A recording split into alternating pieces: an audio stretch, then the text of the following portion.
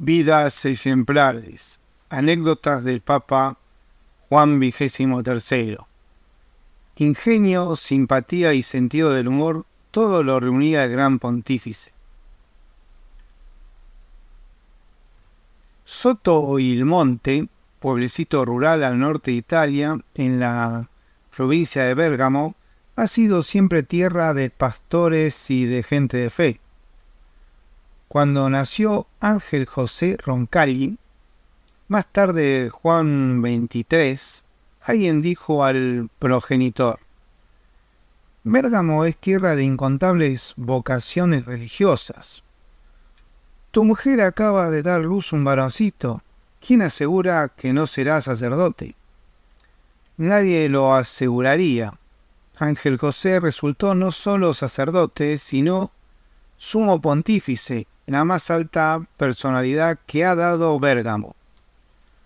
Cuando Roncalli se ordenó sacerdote y cuando estalló la Primera Guerra Mundial fue llamado a filas.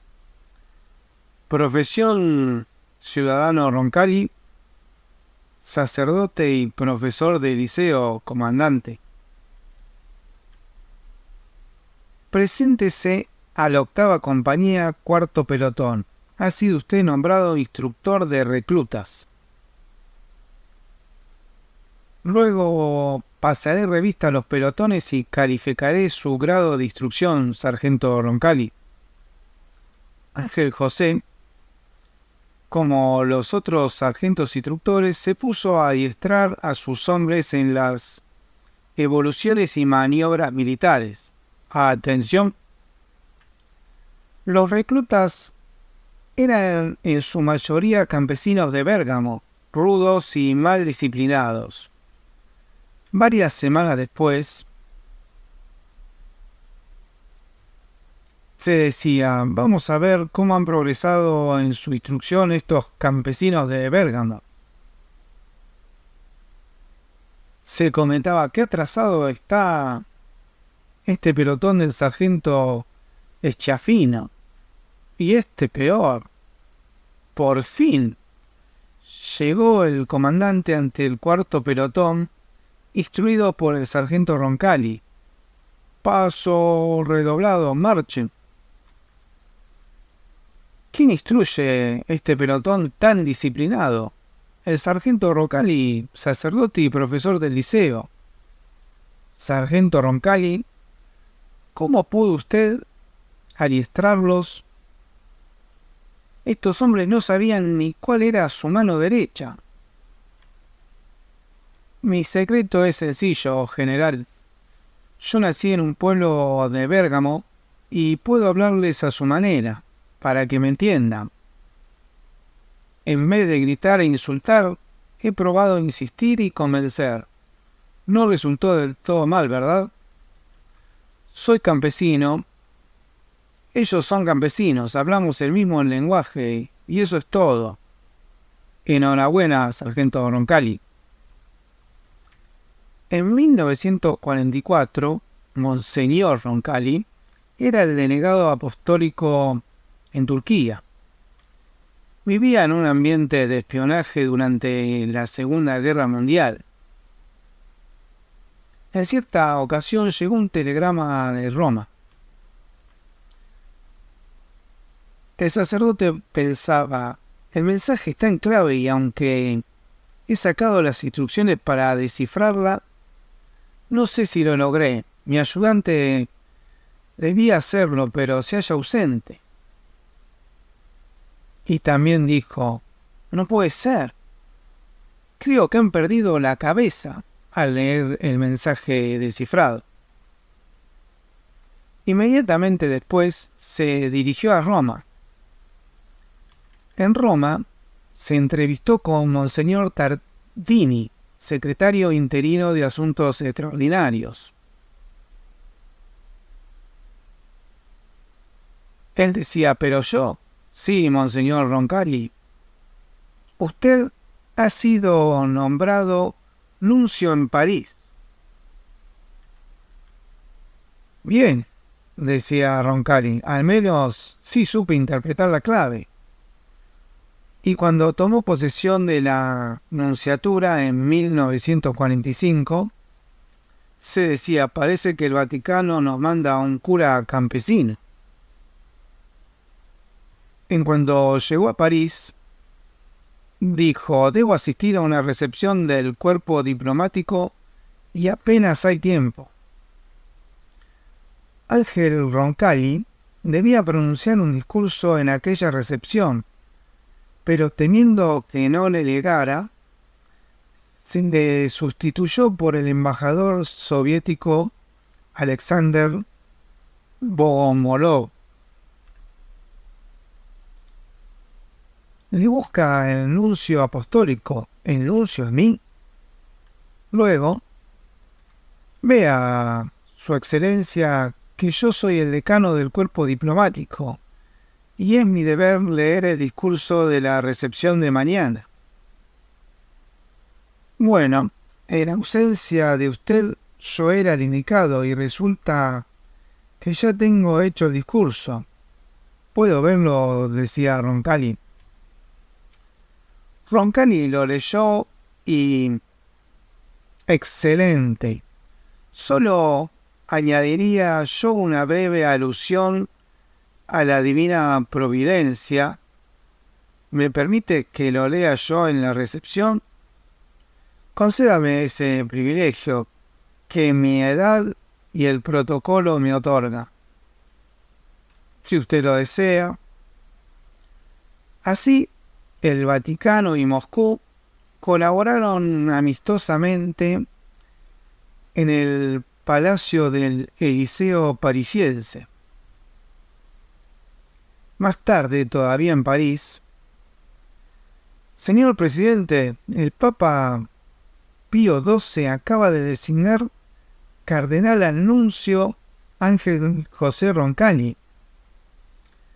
De acuerdo con el protocolo, usted como presidente de Francia deberá colocarle el birete cardenalicio. ¿No es curioso que yo imponga el birrete de cardenal a ese santo varón siendo yo socialista y agnóstico?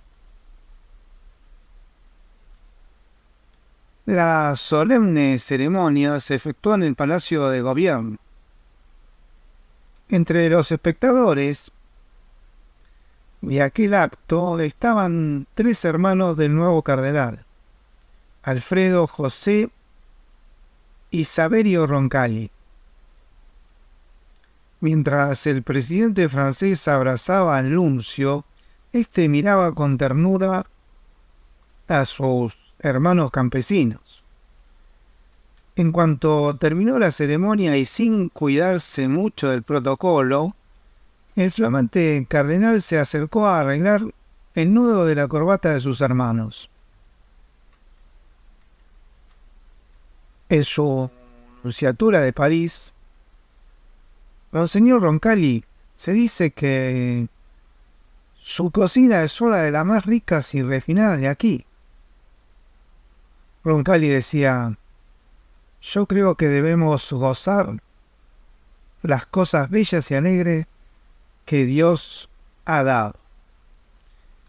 En otra ocasión dirigió ciertas obras de reparación en la fachada de la nunciatura. Pongan otro tablón en el andamio, decía por ejemplo. Accidentalmente el tablón cayó sobre el pie de un obrero que prorrumpió en blasfemias. ¿Por qué blasfemas, majadero? ¿Acaso no sabes decir algunos sonoros insultos que te desahoguen? Otra vez, el nuncio Roncalli debía asistir a un banquete. Tenemos un problema. Entre los invitados ha llegado una dama muy escotada, lo cual no es propio en presencia del nuncio. ¿Qué podemos hacer? Nada, sería humillarla y ofenderla. aquí ya está el nuncio. La dama del vestido atrevido se dirigió precisamente a la mesa del nuncio y fue a sentarse en la silla vecina ante el malestar de los organizadores y anfitriones.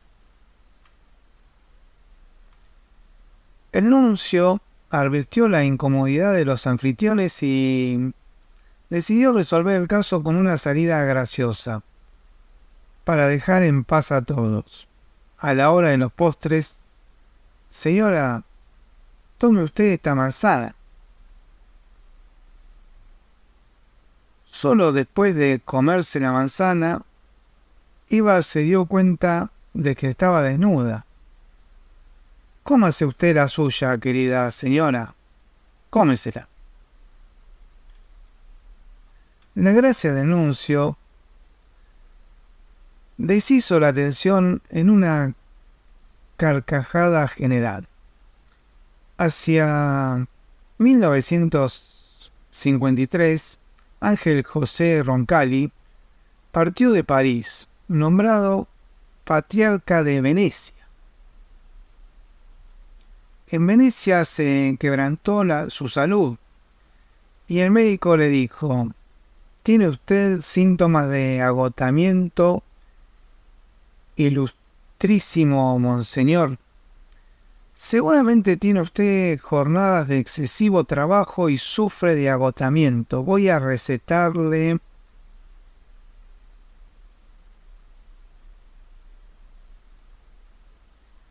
Justamente, el médico daba señales de gran fatiga y el cardenal Roncalli quiso cambiar los papeles. «Doctor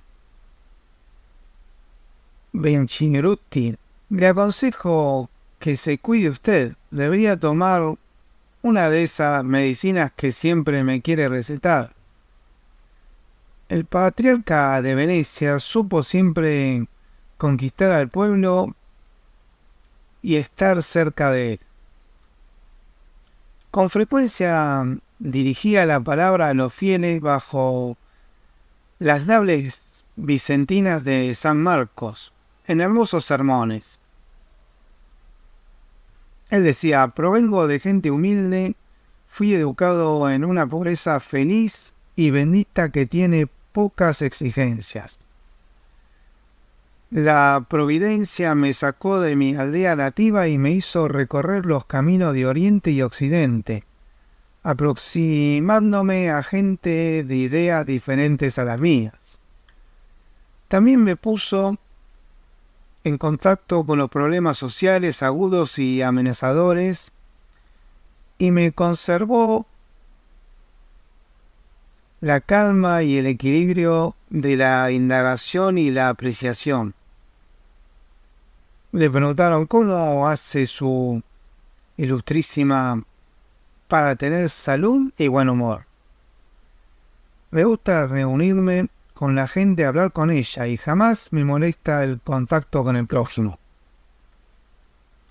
Roncalli abandonaba con frecuencia su palacio patriarcal. Pensaba: «Bueno, ¿será que reciban visita a aquellos que no pueden salir ni hablar con nadie?». Los pobres más abandonados eran sus predilectos. Él le decía en algunas ocasiones: «El Señor ilumine esta casa». «¿No eres tú el patriarca de Venecia, príncipe de la iglesia?». «Soy el pobre en turno». Patriarca de Venecia fue también Pío X, y era un pobre verdaderamente. Por eso digo que soy el pobre en turno. Abnegado pastor, padre amante, Roncalli se daba a sus fieles y convivía con ellos alegremente. Se le veía codiarse con la multitud en la plaza de San Marco y tomar café en Ai Leoncini. No es gasmonería, pero caramba. Luego tienen la impertinencia de ir así a la iglesia. ¿Qué opina usted? Vea, Monseñor Roncalli, cómo los turistas transitan tan ligeros de ropa.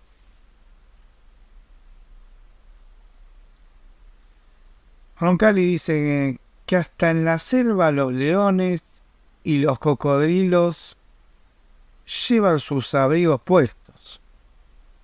No es preciso que las mujeres asistan a mi misa vestidas de pieles. Me conformo con que vayan vestidas. A la muerte de Pío XII, en 1958, el cardenal Roncalli fue convocado al cónclave de cardenales. Se decía que vuelva pronto nuestro amado patriarca, que haya suerte. La mejor suerte sería que regresara yo aquí. Dijo esto insinuando que no deseaba ser elegido nuevo papa, pero resultó electo de todos modos. Qué bien se ve Ángel José. ¿Quién lo hubiera dicho en Soto y el Monte hace 70 años? Más tarde, el nuevo pontífice, que había adoptado el nombre de Juan XXIII, dirigió su tradicional bendición Urbi et Orbi. Luego, en privado, el Papa reprendió a sus provincianos parientes. Se pusieron a la excomunión cuando abandonaron el área del cónclave sin nuestro permiso.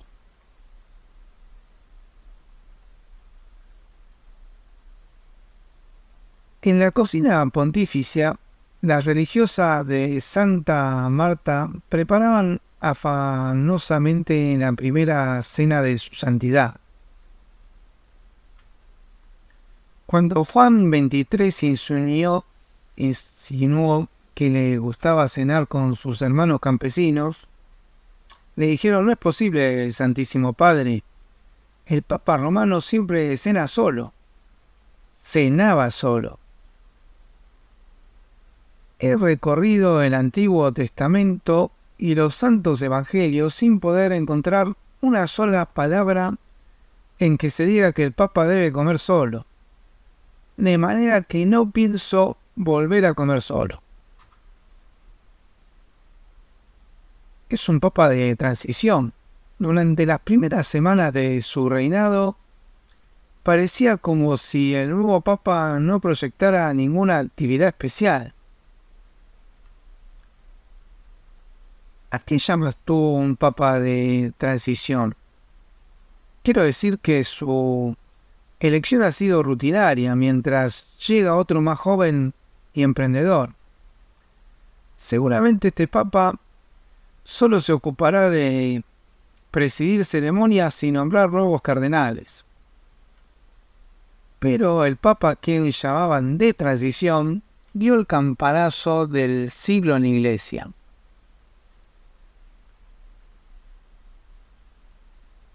Ante el asombro general, el sumo pontífice convocó a un concilio ecuménico. Yo, un papa de transición, como si fuera yo la rueda de refacción de un automóvil. Otro aspecto en la vida de Juan XXIII es que se refiere a su modestia. ¿Ha visto ya su santidad todas las habitaciones?, le decía. He visto varias, pero creo que me bastará con 3 de ellas. Las 3 habitaciones elegidas por el pontífice fueron un despacho o estudio decorado en sepia, el dormitorio anexo, pintado en blanco, austero y sencillo, y por último su capilla privada, pintada en color verde claro. Comenzaba su jornada muy temprano al amanecer. Después de las primeras oraciones y de oficiar la misa, se ponía a trabajar. «Tenemos mucho que hacer, señor secretario», decía. El papá, que esperaban rutinario, resultó de una actividad abrumadora e insólita. «Aguardan a su santidad varias comisiones», le decía.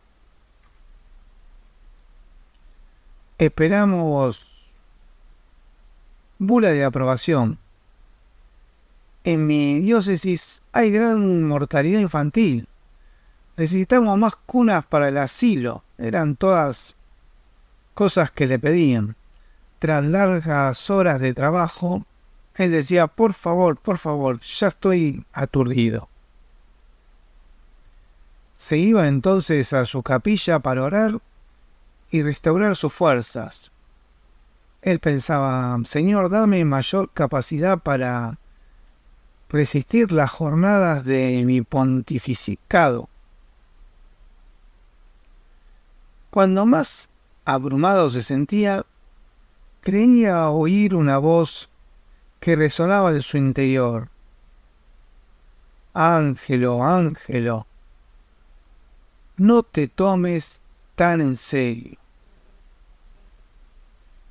Aquella humildad de su espíritu lo impulsaba siempre a superar los contratiempos. Su primera Navidad como Papa la singularizó por un hecho especial: «Quiero visitar la prisión». Para todos fue una sorpresa, y para el Papa también, cuando advirtió: «Hola, veo que han puesto un nacimiento». Sí, los mismos presos lo hicieron. Sin duda queda en ellos un precioso fondo de amor. No piensen ustedes que es la primera vez que piso una prisión. Ya antes, hace muchos años, visité en la cárcel a un hermano mío que cazaba patos sin licencia.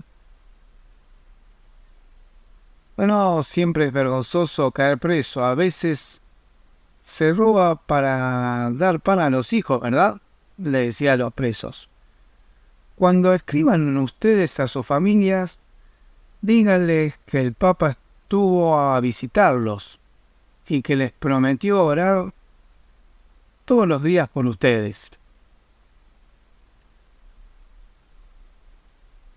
Le decían: «También orará por mí, Santo Padre.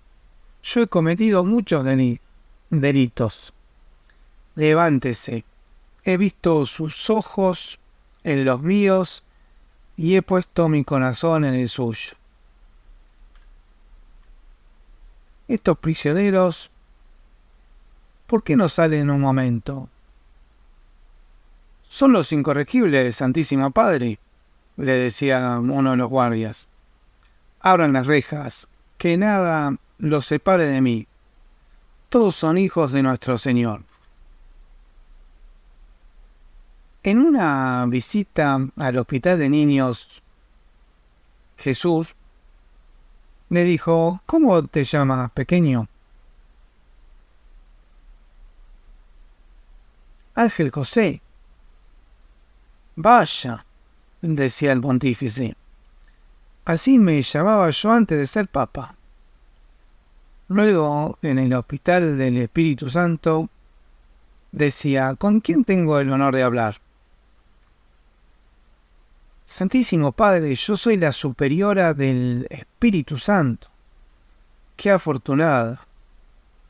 Yo no soy más que el vicario de Jesucristo».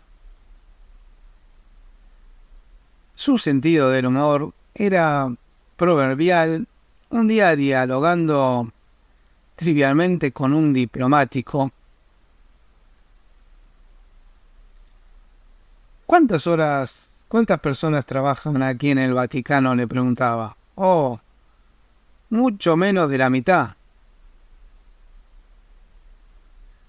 Cuando Jacqueline Kennedy pidió audiencia con Juan Pablo XXIII, él le preguntó: ¿cómo debo llamarla? Los americanos la llaman Mistress Kennedy, pero como es un poco francesa, su santidad puede llamarla Madame. Pero a la hora de la audiencia, el Papa siguió su impulso espontáneo: Jacqueline.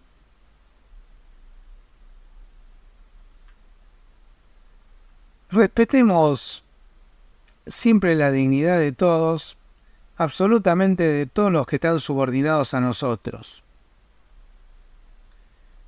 Entendemos la libertad de cada hombre. Cuando me retraten, procuren tomar mi mejor ángulo. Si el Señor sabía que yo iba a ser papa, debió hacerme más fotogénico. Cuando Juan XXIII supo que sufría un tumor maligno, ya no quiso obedecer mucho al médico. Él le decía: le prescribí mucho reposo. ¿Ya para qué? Estoy volviendo al Señor. Me ofrezco a Él como un sacrificio en el altar por la iglesia. Tengo hechas mis maletas y estoy completamente dispuesto a partir. Ángel José Roncalli, Juan XXIII, el papa de quien se creyó sería administrador provisional, en solo 5 años de reinado, sacudió el árbol de la iglesia hasta sus raíces y se consagró como el papa del siglo.